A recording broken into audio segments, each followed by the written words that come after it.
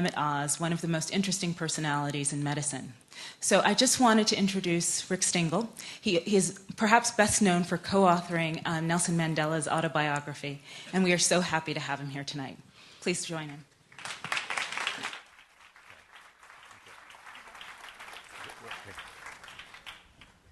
Thank you, Michelle.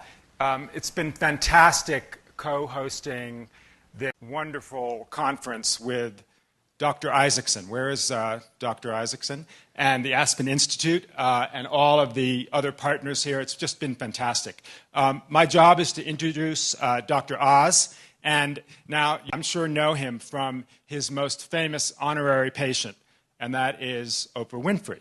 And you recently completed about 5 years of doing about 10 shows a year, and Dr. Oz will soon have his own show in the fall. And what you probably don't know is that he is a cardiovascular surgeon. He's a professor at Columbia, and he told me today that because of his show, now he will only be operating about 150 times a year as opposed to 300 times a year. Now, you all know the phrase public intellectual.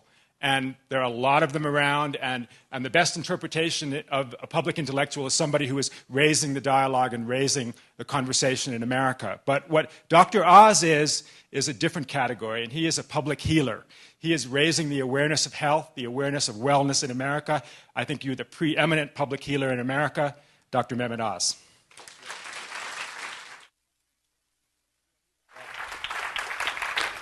You know, Rick is really a performer. He has a handheld mic, but he's got a lavalier on. So it's redundant. Anyways, it's a great honor to be invited by the Aspen Institute. Michelle, who I've worked with for many years, has done a wonderful job really building up the health presentation that I'm sure you've all benefited from.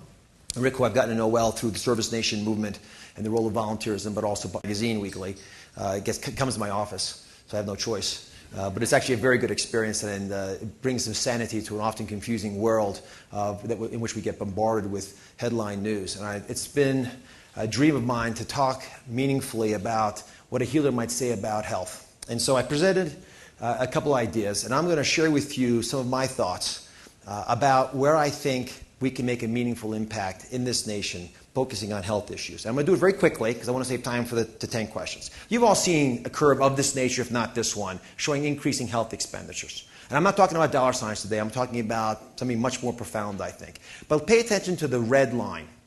That's what's important. Because I think some of our estimates of how much we're going to spend on health care actually are low. That red line is the increasing percentage of obesity in this nation. And that actually tracks much more closely to how much we're going to end up spending on health care. So with that in mind, the question then becomes, when I sit in my office, and this is my office, when you sit in there, what are you actually going to do in order to make your passion for what people can actually do on this equation heard? And so I thought about it, and I started reading. And there are a couple of people that I want to applaud. Atul Gawande is one. And many of you may have read the article in The New Yorker, but we've been speaking for a while about this broader issue of quality of care. Not the way we sort of measure it in national standards. I'm talking about the professionalism of a doctor. And this article very nicely went to McCann, Texas, for those of you who did not read it, and they found out what made McCann, Texas so darn expensive. And in fact, if you look at it, Texas, California, and Florida, if you happen to live in those 3 states, we spent a lot more money taking care of people there, and they have some of the lowest quality care metrics in the country. So how do you get that disconnect? And you get it because a couple doctors start to make money doing a couple extra tests, maybe more than they should do. And guess what? They make a lot of money doing that.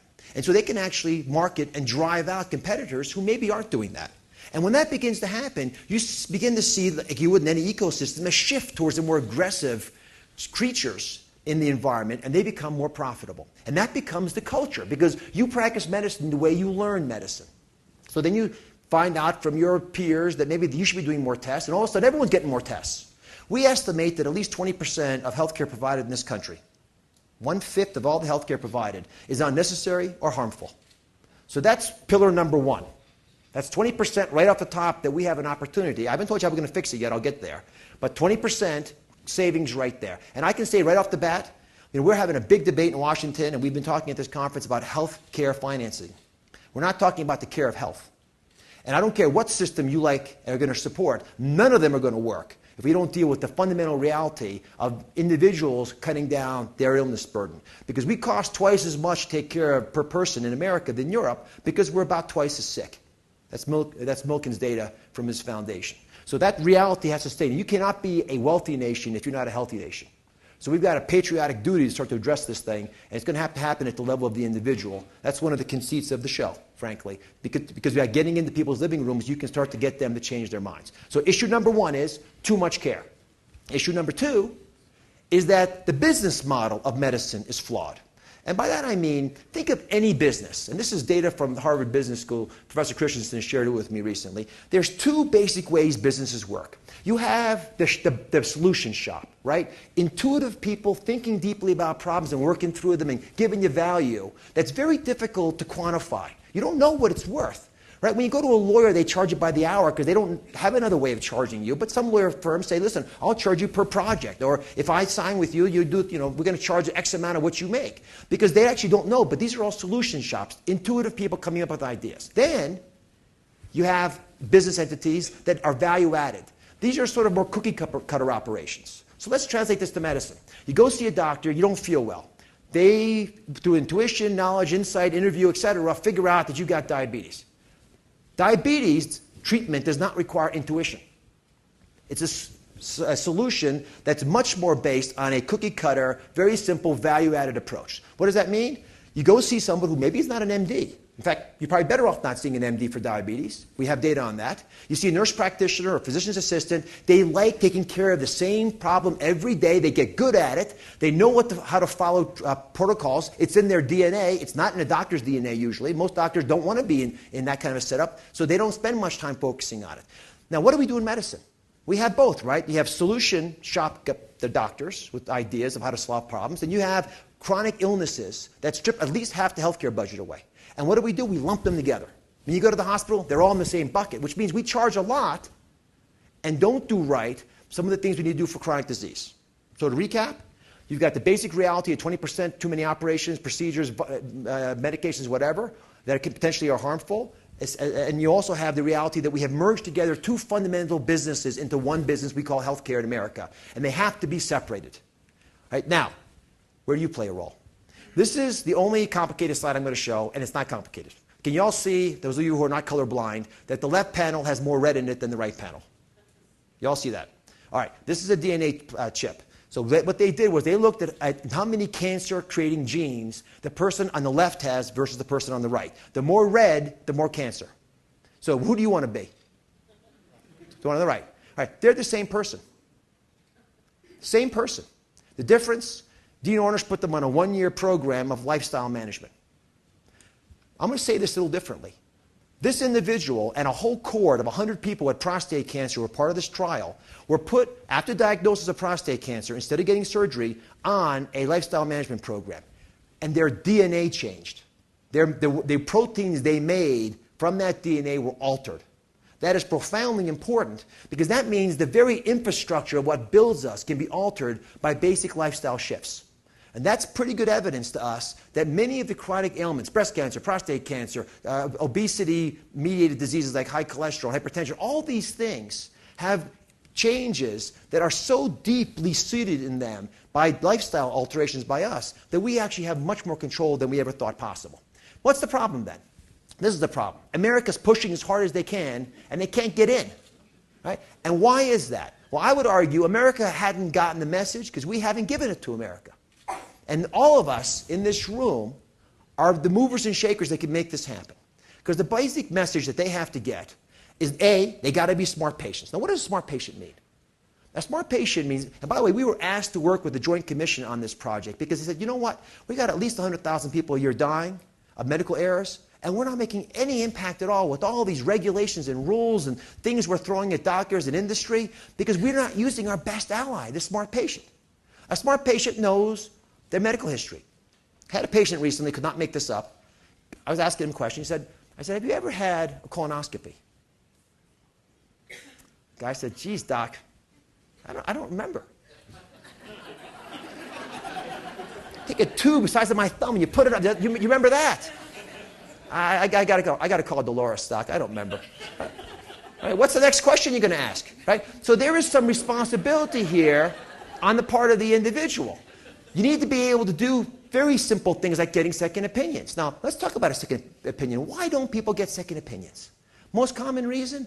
Because it's a minor procedure. What's a minor procedure? A minor procedure is a procedure in somebody else. Right? If it's going to touch your body, right? If someone's going to make any alteration in how your life's going to be lived, that's not minor anymore. Second opinions are obtained by less than 10% of Americans. It will change the diagnosis or the therapy. We have tons of data on this. At least 1/3 of the time. It's a big number. So people don't get them. And what do we give up? When you don't put your hands up and get counted, and by the way, if you're the only one putting your hands up, you might get shot. So I understand the trepidation many Americans have.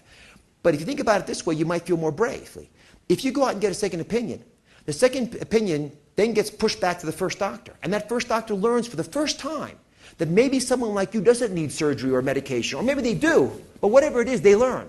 And every other patient that they manage benefits from that. So it's actually your patriotic community duty to do this, right? Because you get to spread goodness through the system.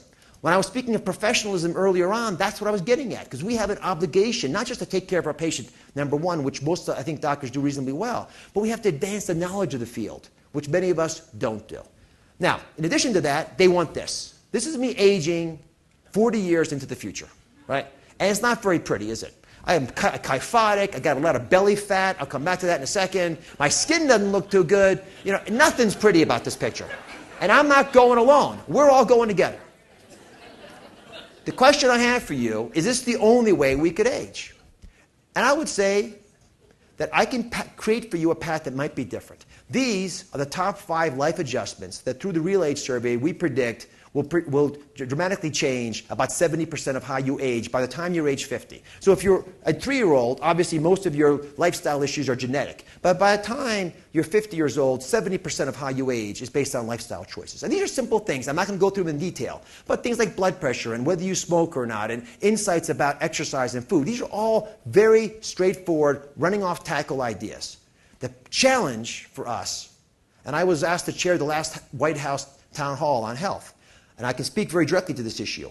The big challenge is that prevention for most people is like watching airplanes land safely at the airport. It's just tedious and boring, and no one thinks it's all that great. Prevention for me is very simply defined as making it easy for people to do the right thing. And to do that, you have to have transportation speaking to education, speaking to healthcare. All of those silos have to talk together. But what's ultimately going to drive it, again, I think, is the individual. Let me give you an example. I'll drive it home this way. If you go to the Louvre in Paris, and you walk in the front atrium area, and look at that beautiful Michelangelo sculpture, and if it looked like this, right, you wouldn't go much further.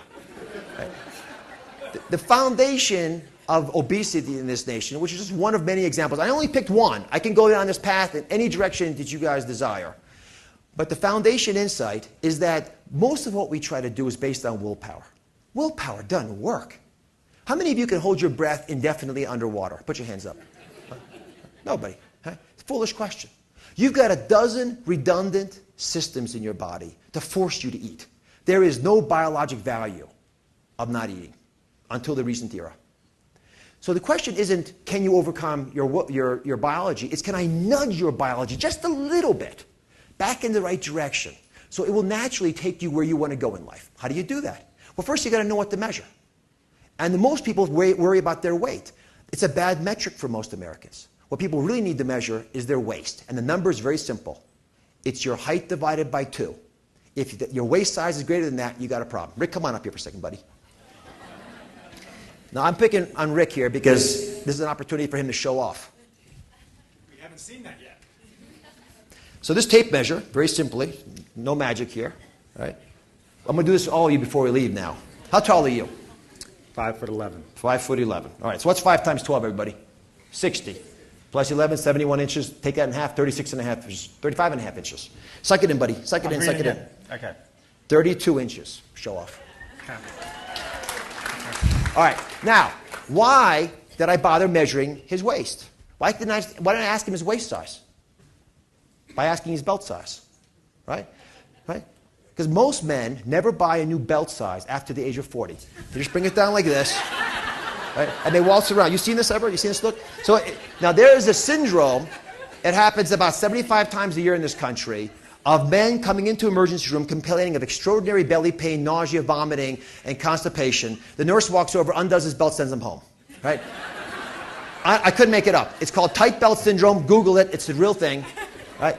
Now, so what you really got to do is you got to get a tape measure and you got to put it over the hips. You're allowed to suck in, do a little Scarlett O'Hara, suck it in over the belly button, and that tape measure size needs to be 1/2 your waist, your height rather, or less. Simple metric. That's important because the tips we give to get people to nudge their biology don't always affect their weight that much, but they affect their waist. Now, why is it important?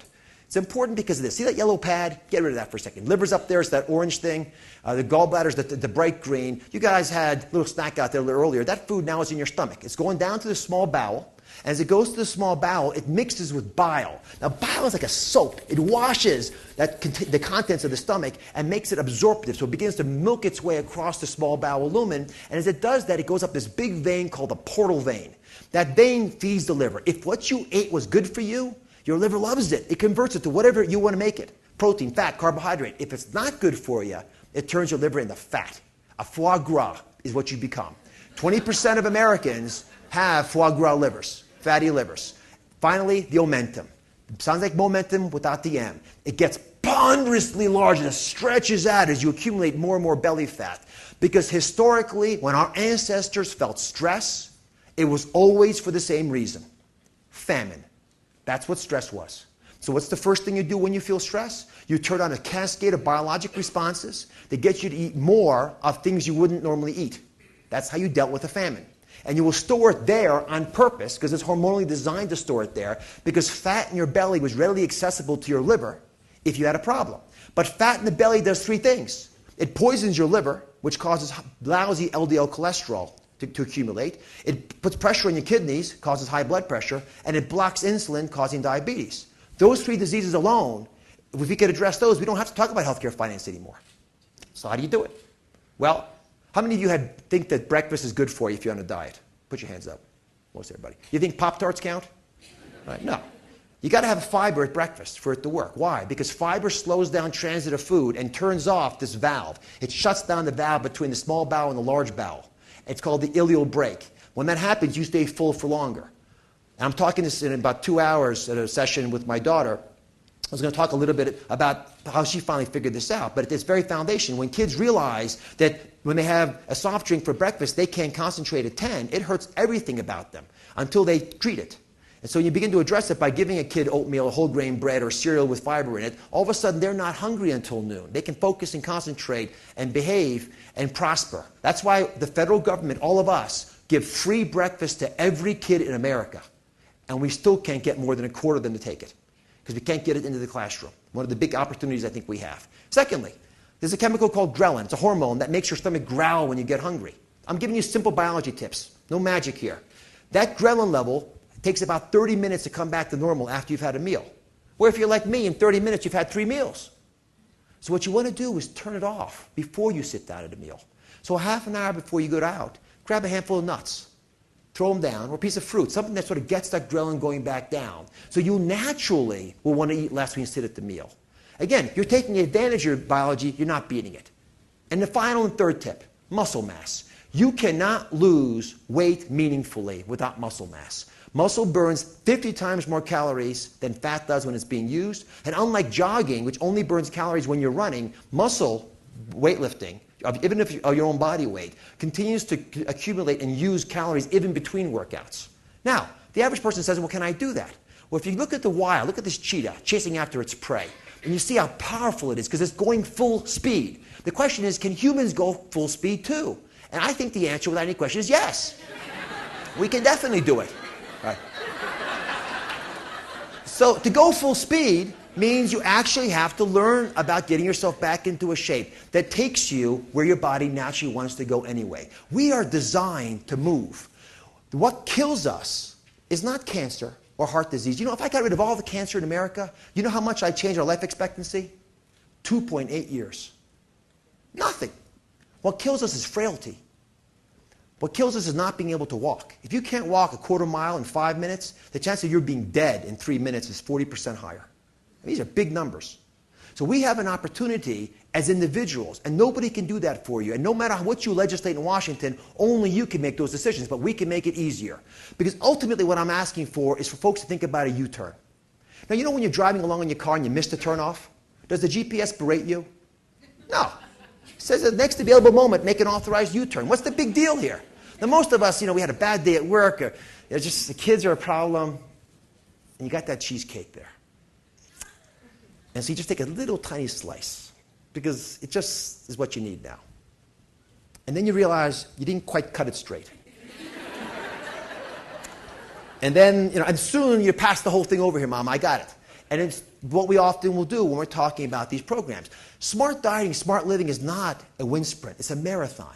And what you really want to do is create programs at the level of the government, but making sure they percolate down, that make it easy for folks to get back on track again when they fall off, whether it's cigarette addiction support or getting folks the help they need to figure out why it is they're putting the weight on that they need.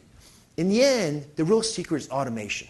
Because success in any of these programs for any population is not realizing you're on it. When it's automatic, you're there. And again, it's about making it easy to do the right thing. Because at that point, it becomes seamless, effortless, and easy. If you ask, and again, I'll pick on obesity. Fat people think thin people are lucky, right? And thin people think fat people are lazy lugs. Do I have it sort of right? Neither is the case. Oftentimes, there are very simple steps that people who are thinner do, not even thinking about it, that naturally take them towards where their body wants them to be.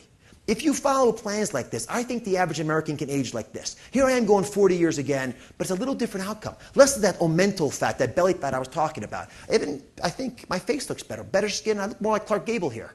Right? This is ultimately what I think we have the opportunity to do. Now, let me leave you with the big metaphor and then get together with Rick to ask and answer some questions. I think historically, healthcare has been like taking a bus. Right? It gets you there, but it's a pain in the neck. It's slow, it's poorly controlled, and you don't actually do what you want to do. It's very limited. We need to change the model to rent a car. We need to get you, the average American, empowered. Give you GPS, tell you how to use it. You can go where you want to go, when you want to be there. Timing is all up to you. And along with this metaphor comes in a big assumption. Because when we give you or help you get car insurance, along with that insurance comes the assumption that you'll drive carefully, right? If we're going to give all Americans health insurance, which I think is an important step for this nation, we're going to have to expect Americans to not abuse it. And if we don't make that very clear connection, then we are not going to end up with a viable system. I don't care which one you support. Thank you very much.